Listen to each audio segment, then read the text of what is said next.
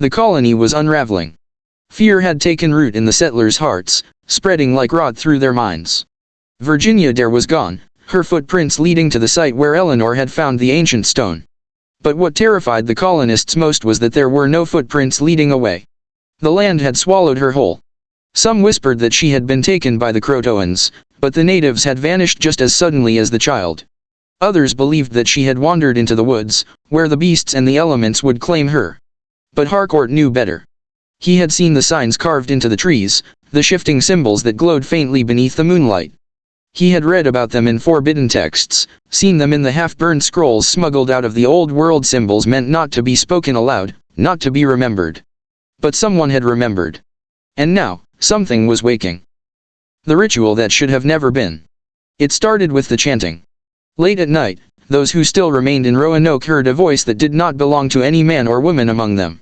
It drifted through the trees, weaving between the skeletal branches like mist. A chorus of whispers followed, ancient words spoken in a tongue that no living being should know. And then came the lights. Flickering, ethereal blue flames danced along the tree line, forming a perfect circle around the colony. Every night, the flames crept closer, pulsing like a heartbeat, a countdown.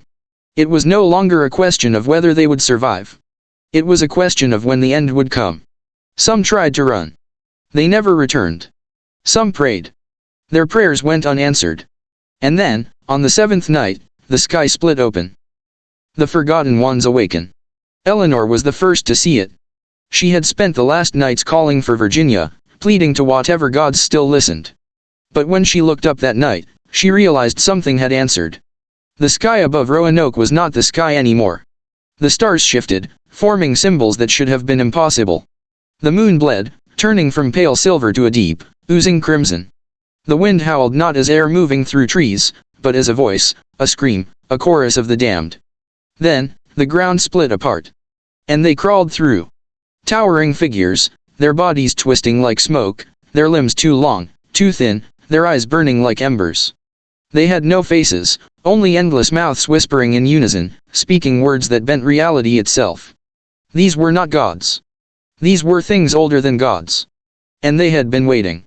Waiting for the settlers to disturb their slumber. Waiting for Virginia Dare, the child marked by the ancients. Waiting for the final sacrifice. The colony's final hours. The settlers did not stand a chance. The moment the creatures stepped into this world, the trees withered, their bark curling into charred husks. The ocean rose violently, waves crashing onto land as if trying to drown the horror it had witnessed.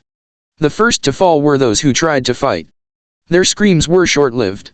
The second were those who tried to run. They did not make it far. The last to go were those who simply accepted their fate. Eleanor did not scream as the shadows fell upon her. She simply reached out toward the place where her daughter had once been. And then, like smoke in the wind, the colony of Roanoke ceased to exist. A name left behind. When John White finally returned, he expected to find a struggling but surviving colony. Instead, he found emptiness. No bodies. No signs of violence.